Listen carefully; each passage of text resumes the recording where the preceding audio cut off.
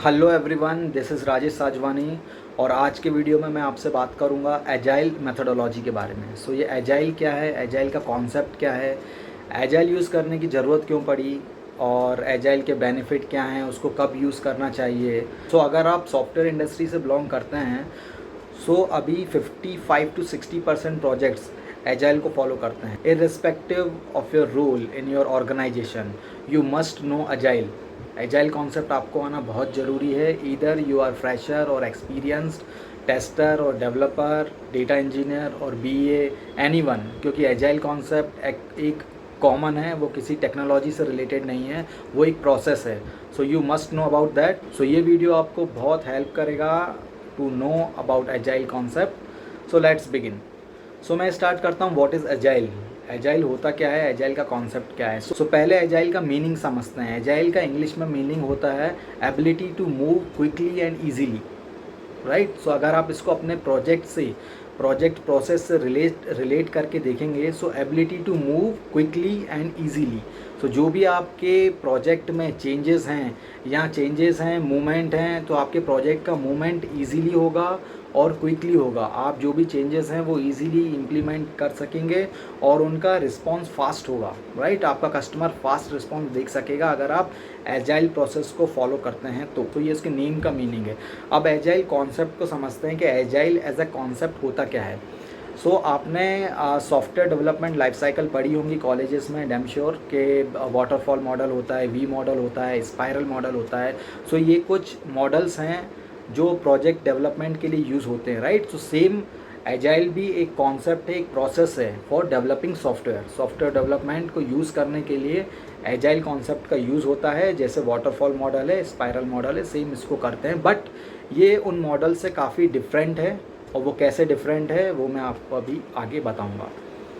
यहाँ तक तो क्लियर है आपको बेसिक के एजाइल कुछ नहीं है, एक प्रोसेस है जो आपके सॉफ्टवेयर डेवलपमेंट में यूज़ होता है, राइट। अब हम समझते हैं कि एजाइल कॉन्सेप्ट की ज़रूरत क्यों पड़ी, ये जनरेट कैसे हुआ, आया कहाँ से। जब ऑलरेडी हमारे पास वाटरफॉल मॉडल हैं, वी मॉडल हैं, मीन्स हमारे पास बहुत सारे मॉडल्स पहले से ही हैं सॉफ्टवेयर डेवलपमेंट के लिए।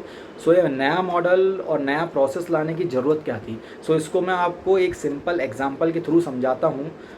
सपोज़ आपके कस्टमर ने आपको एक साइट बनाने का प्रोजेक्ट दिया है, या उसकी रिक्वायरमेंट एक मोबाइल ऐप बनाने की या वेबसाइट बनाने की, वॉट एवर। अगर आप इस प्रोजेक्ट के लिए वाटरफॉल मॉडल फॉलो करते हैं तो आपको मेरी स्क्रीन पे उसकी लाइफ साइकिल्स दिख रही होंगी कि पहले आपको इसके लिए रिक्वायरमेंट गैदर करना है, फिर डिज़ाइन करना है, फिर आपका डेवलपमेंट स्टार्ट होगा, फिर टेस्टिंग स्टार्ट होगी, फिर डिप्लॉयमेंट होगा, देन मेंटेनेंस होगा। मतलब ये पूरी साइकिल्स कंप्लीट करने के बाद जो आपका कस्टमर है वो अपना प्रोडक्ट देख पाएगा।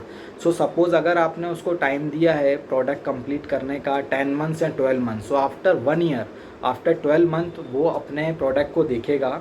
अगर देखने के बाद उसका रिव्यू बैठ रहा, कुछ उसको एरर फाउंड हुई या उसको कुछ चेंजेस करवाने हो, आपको देन अगेन ये पूरी साइकिल्स फॉलो करनी पड़ेंगी एक चेंज के लिए। सपोज़ उन्होंने कुछ चेंज बोल दिया कि यार ये चीज़ पसंद नहीं है, इसकी जगह कुछ और होना चाहिए। देन अगेन आपका डेवलपमेंट स्टार्ट होगा फ्रॉम स्टार्ट पॉइंट। वही रिक्वायरमेंट, डिज़ाइन, हो सकता है आपको उसके लिए कुछ डिज़ाइन चेंज करना पड़े, हो सकता है फिर आपको कुछ डेवलपमेंट करना पड़े, कुछ क्लासेस बनानी पड़े अलग से, कुछ क्वेरी लिखनी पड़े, right.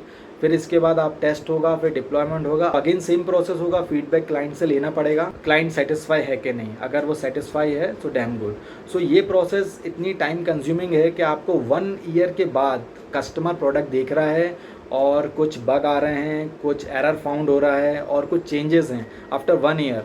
Again you have to start all these process. ये बहुत टाइम कंज्यूमिंग प्रोसेस है और इसमें बहुत डिले होता है, इवन कनेक्टिविटी भी नहीं रहती कस्टमर के साथ।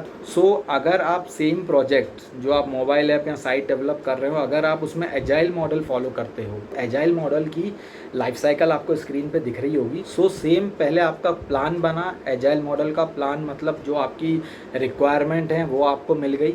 इसके बाद आपने उसकी डिज़ाइनिंग की, फिर आपने डेवलपमेंट स्टार्ट किया, फिर डेवलपमेंट के बाद आप टेस्टिंग फेस में गए, टेस्टिंग के बाद आपने डिप्लॉय कर दिया।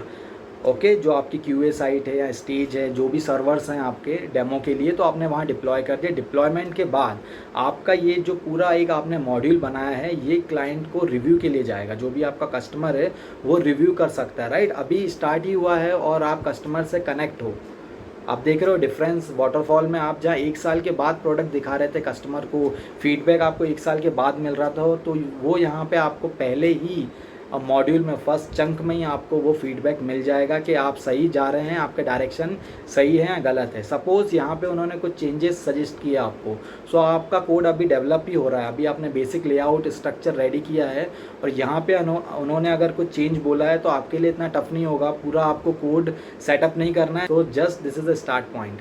सो यहाँ से जो आपकी रिक्वायरमेंट होगी, सो यहाँ से जो भी उनके चेंजेस सजेस्ट होंगे और वो आप चेंज कर सकते हो इजीली। सो ये एजाइल प्रोसेस काम करता है स्प्रिंट में। सो स्प्रिंट क्या होता है कि एक टाइम बॉक्स आप मान सकते हो, ये एक टाइम बॉक्स है, 2 से 4 वीक का ये टाइम बॉक्स होता है। 2 to 4 वीक्स का एक आप मॉड्यूल क्रिएट कर लेते हो कि इतना काम 2 to 4 वीक्स में ख़त्म करना है और ये एक स्प्रिंट है, राइट। जो भी आपके टास्क हैं, आपकी यूज़र स्टोरीज़ हैं, वो आप विद इन 1 स्प्रिंट में फिनिश कर दोगे। सो सेम आपका डिज़ाइन हो गया, डेवलपमेंट हो गया, आपका टेस्ट हो गया, डिप्लॉय हो गया। अब अगर कुछ स्प्रिंट में, अगर आप एक स्प्रिंट में अगर कुछ इशू आ रहा है या कुछ बग आया है और इवन कुछ चेंजेस आए हैं, तो वो आप इजीली उसको चेंज करके कर सकते हो। सेम जब क्लाइंट सेटिस्फाई होगा, so then you can move to another sprint.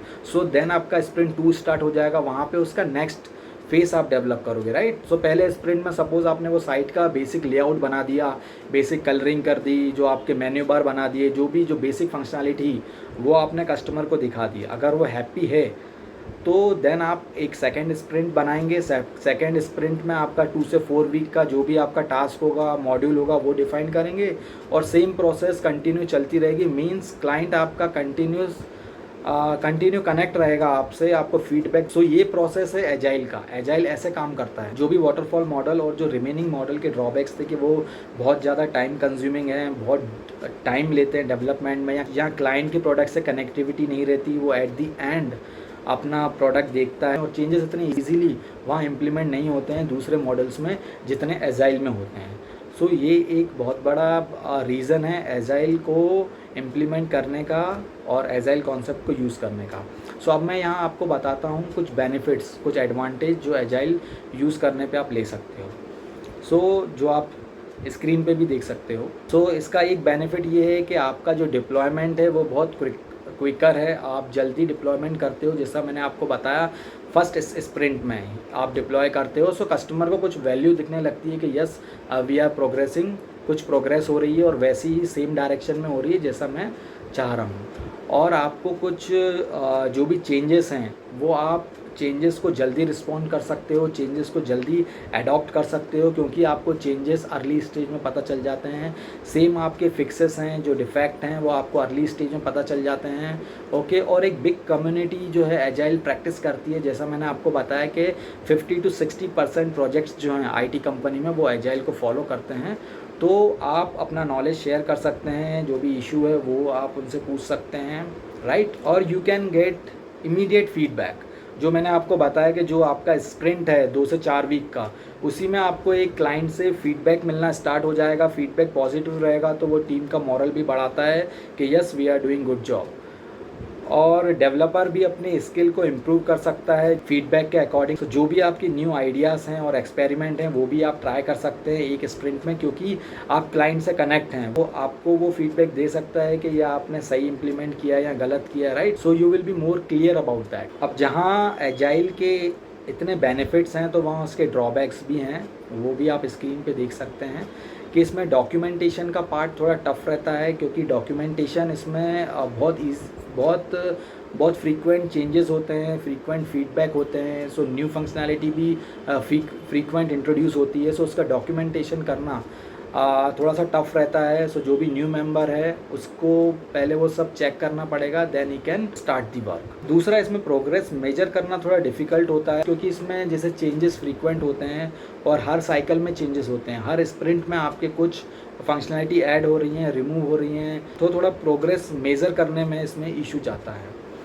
और agile demand more time and energy from everyone, because developer and customer must constantly interact with each other. Next point है, अगर आप agile use कर रहे हैं तो आप मल्टी प्रोजेक्ट में काम करना थोड़ा टफ रहता है, क्योंकि आपकी नीड कभी भी पड़ सकती है जब भी कुछ नया चेंजेस आया या न्यू रिक्वायरमेंट आई। एक ड्रॉबैक ये भी है कि एजाइल में प्रोजेक्ट खिंचता चला जाता है because there is no clear end, क्योंकि आपके स्प्रिंट में अगर रिक्वायरमेंट कंटिन्यूसली चेंज होती जा रही है या ऐड होती जा रही है न्यू रिक्वायरमेंट, तो प्रोजेक्ट बहुत लंबे टाइम तक खिंचता चला जाता है। ये भी एक ड्रॉबैक है इसका। अब यहाँ तक आपको एजाइल का बेसिक कॉन्सेप्ट पूरा क्लियर है, बट एक मेन क्वेश्चन है कि एजाइल कब यूज़ करना चाहिए। आप सारे प्रोजेक्ट में तो एजाइल फॉलो नहीं कर सकते हैं, जैसा मैंने कहा only 55 to 60% projects he agile follow करते हैं। तो क्या ऐसी कंडीशंस हैं जब आप एजाइल चूज़ कर सकते हैं over the other models. So first point ये है कि अगर आप प्रोजेक्ट एस्टिमेट नहीं कर पा रहे हैं, आप प्रोजेक्ट का टाइम एस्टिमेट नहीं कर पा रहे हैं कि उसको कंप्लीट होने में कितना टाइम लगेगा, या प्रोजेक्ट की फुल रिक्वायरमेंट क्लियर नहीं है, तब आप एजाइल फॉलो कर सकते हो। अगर आपको क्लाइंट के साथ अनलिमिटेड एक्सेस है, आपका क्लाइंट हर स्प्रिंट में आ सकता है, आपको फीडबैक दे सकता है, या आपको कोई भी क्वेश्चंस हैं रिगार्डिंग चेंजेस, सो 2 से 4 वीक में आप क्लाइंट से कनेक्ट कर रहे हैं, कस्टमर से कनेक्ट कर रहे हैं, then you have to go with agile. Third point है, अगर आपको पूरा सॉफ्टवेयर एक सिंगल फेज में डिलीवर नहीं करना है, मतलब ये रिक्वायरमेंट है कि you can deliver in chunks, कुछ मॉड्यूल्स में आप डिलीवर कर सकते हैं, then you have to choose agile. अगर क्लाइंट के पास फिक्स्ड बजट नहीं है, फिक्स शेड्यूल नहीं है, अगर क्लाइंट की कोई ऐसी रिक्वायरमेंट नहीं है कि मेरे को इतने बजट में ही काम होना चाहिए, या उसका शेड्यूल फिक्स नहीं है, then you have to go with agile. अब बात आती है एजाइल के साथ कब नहीं जाना चाहिए। सो एजाइल के साथ कब नहीं जाना चाहिए, फर्स्ट पॉइंट तो if you don't have access to customer frequently, अगर आपके पास कस्टमर का एक्सेस नहीं है तो आपको एजाइल फॉलो करने से कोई मतलब नहीं, क्योंकि कस्टमर का इंट्रैक्शन बहुत ज़रूरी होता है एजाइल मेथोडोलॉजी में। एंड सेकंड आता है आपके टीम मेंबर्स। अगर आपकी पूरी टीम, आपके टीम मेंबर्स किसी को एजाइल कॉन्सेप्ट के बारे में पता नहीं है, सो ये भी बहुत टफ होगा एजाइल इम्प्लीमेंट करना। पहले उन सबको ट्रेनिंग देनी पड़ेगी एजाइल की, या उनको कॉन्सेप्ट के बारे में बताना पड़ेगा, then you can go with agile. So उस केस में भी आप एजाइल को फॉलो नहीं कर सकते हैं ईजी। अगर आपके प्रोजेक्ट में स्टैटिक गोल्स हैं, स्टैटिक ऑब्जेक्ट्स हैं, मतलब आपको क्लाइंट के फीडबैक की ज़रूरत नहीं है, या वहाँ चेंजेस ही नहीं है कुछ, या आपकी रिक्वायरमेंट स्टैटिक है, देन आपको एजाइल यूज़ करने का कोई सेंस नहीं बनता, क्योंकि जब रिक्वायरमेंट स्टैटिक है, कुछ फ्रीक्वेंट चेंजेस नहीं है, तो एजाइल यूज़ करने का कोई सेंस नहीं। तो ये था एक ब्रीफ वीडियो पूरे एजाइल के बेसिक कॉन्सेप्ट के बारे में। एजाइल एक अम्ब्रेला है, जैसा आप देख सकते हैं। सो एजाइल एक कॉन्सेप्ट है, उसके अंदर बहुत सारे फ्रेमवर्क आते हैं, जैसे कुछ फेमस फ्रेमवर्क हैं, स्क्रम है, कैनबन है, एक्सपी है। सो इसको आप पार्ट 1 कंसीडर कर सकते हैं। मैं नेक्स्ट पार्ट में एजाइल के कुछ फेमस फ्रेमवर्क को कवर करने का ट्राई करूँगा। सो आई होप ये वीडियो बहुत यूज़फुल होगा आपके लिए और आपको ईजीली समझ आ गया होगा। Thank you for watching, bye bye.